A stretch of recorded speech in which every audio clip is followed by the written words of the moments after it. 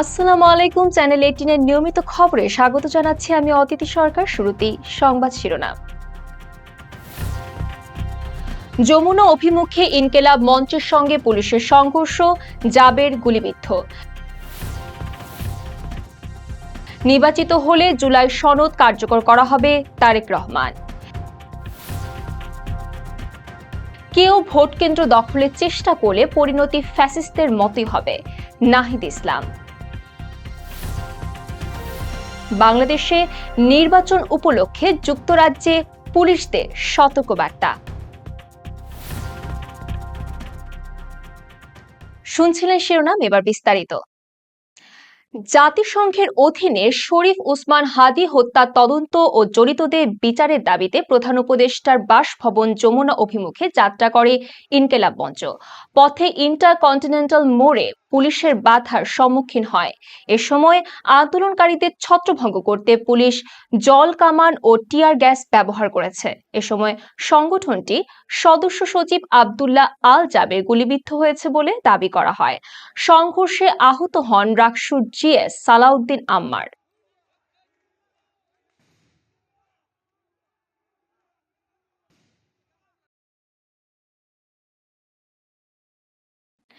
আসন্ন ত্রয়োদশ জাতীয় সংসদ নির্বাচনের জন্য ইস্তেহার ঘোষণা করেছে বিএনপি। রাজধানী হোটেল প্যান প্যাসিফিক সোনারগাঁওয়ে আয়োজিত অনুষ্ঠানে ইস্তেহার তুলে ধরেন দলের চেয়ারম্যান তারেক রহমান। তিনি বলেন, বিএনপি কখনো আদর্শচ্যুত হয়নি এবং জুলাই সনদ বাস্তবায়ন করা হবে। অনুষ্ঠানে নতুন নেতৃত্ব ও রাজনৈতিক পরিবর্তনের প্রত্যাশার কথা জানান দলের শীর্ষ নেতারা। দেশের পরিণতি পরাজয়িত আবেদন রাষ্ট্র দেশের সকল সাংবিধানিক প্রতিষ্ঠানগুলোকে অকার্যকর করে দেওয়া হয়েছে। হাজার প্রাণের বিনিময়ে বাংলাদেশ ফ্যাসিবাদ মুক্ত হয়েছে। ফ্যাসিবাদ মুক্ত বাংলাদেশে আবারও জনগণ প্রতিষ্ঠা প্রতিষ্ঠার সুযোগ তৈরি হয়েছে। শহীদ শরীফ ওসমান বিন হাদি পুরো জাতির গর্ব, এ মন্তব্য করেছেন জামায়াতে ইসলামের আমির ডাক্তার শফিকুর রহমান। ঝালকাঠিতে নির্বাচনী জনসভায় তিনি বলেন, ইনসাফ ভিত্তিক রাষ্ট্র গড়ার স্বপ্নে জীবন দিয়েছেন হাদি। জামায়াত সরকার গঠন করলে এই হত্যার বিচার নিশ্চিত করা হবে। তিনি দুর্নীতি দমন, নারী নিরাপত্তা ও সুষ্ঠু নির্বাচন নিশ্চিতের অঙ্গীকারও করেন। কেমন আছো বোন, তুমি কেমন আছো? জি না, আমি ভালো নাই। তুমি কেন ভালো নাই? বলে যে আমি পর্যাপ্ত বেতন এবং সঠিক সময়ে আমার পাওনাটা আমি পাই না। যদি একজন রিক্সা চালক ভাইকে জিজ্ঞেস করা হয় তোমার আবার কিসের দুঃখ, বলে যে 10 টাকার জায়গায় তাদের দৃষ্টিতে 15 টাকা চাইলে আমার গাড়ি একটা চর বসাইয়া দেয়। আমি গরিব, তাই আমার প্রতিবাদের ভাষা নাই, আমি ভালো নাই। ভোটারদের নির্ভয়ে ভোটাধিকার প্রয়োগের আহ্বান জানিয়েছেন জাতীয় নাগরিক পার্টির আহ্বায়ক নাহিদ ইসলাম।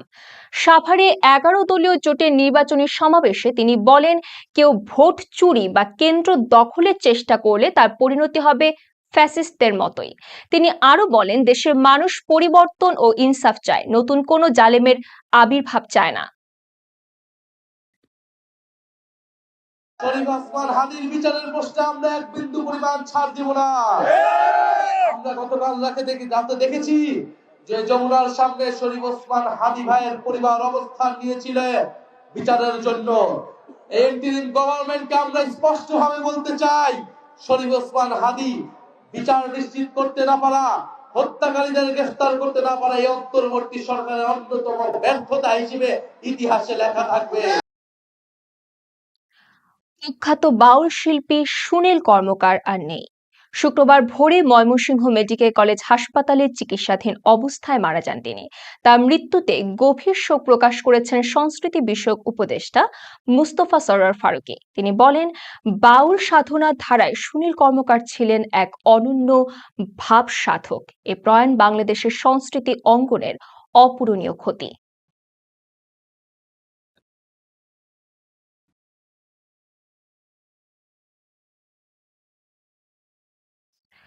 ভোলা 4 আসনের মনপুরা উপজেলার নির্বাচনী প্রচারণাকে কেন্দ্র করে জামায়াত ও বিএনপির মধ্যে সংঘর্ষ হয়েছে।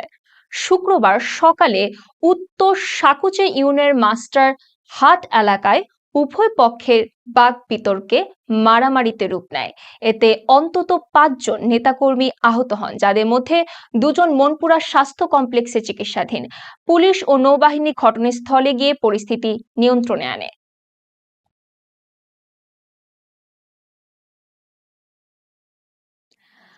বাংলাদেশ ও জাপানের মধ্যে স্বাক্ষরিত হলো অর্থনৈতিক ও অংশীদারিত্ব চুক্তি ইপিএ।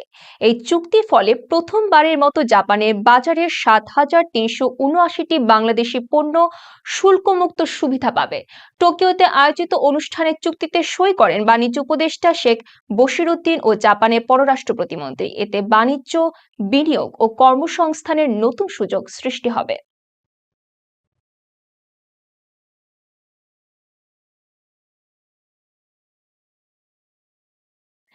যুক্তরাজ্য তার নাগরিকদের সতর্ক করেছে, কারণ বাংলাদেশে 12 ফেব্রুয়ারি জাতীয় সংসদ নির্বাচন অনুষ্ঠিত হতে যাচ্ছে।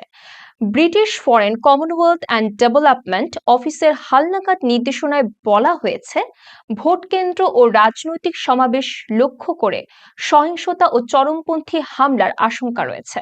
নাগরিকদের নিরাপদ থাকার জন্য তাদের পরিবেশ সচেতন থাকা, বড় সমাবেশ থেকে দূরে থাকা এবং স্থানীয় কর্তৃপক্ষের নির্দেশনা মেনে চলার পরামর্শ দেওয়া হয়েছে।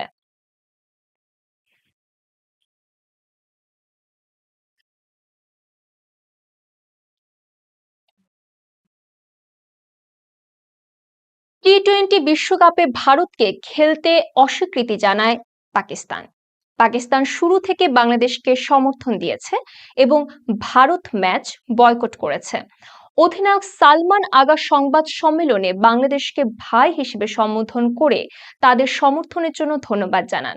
তিনি বলেন, ভারতের বিপক্ষে খেলা সরকারের নিয়ন্ত্রণে, দলের নয়, এবং নক আউট পর্বে ভারত মুখোমুখি হলে সরকার ও বোর্ডের পরামর্শ অনুযায়ী সিদ্ধান্ত নেওয়া হবে।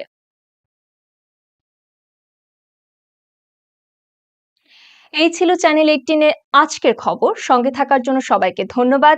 আগামীকালের খবর দেখার আমন্ত্রণ জানিয়ে এখানেই শেষ করছি। চ্যানেল 18 এর সঙ্গেই থাকুন।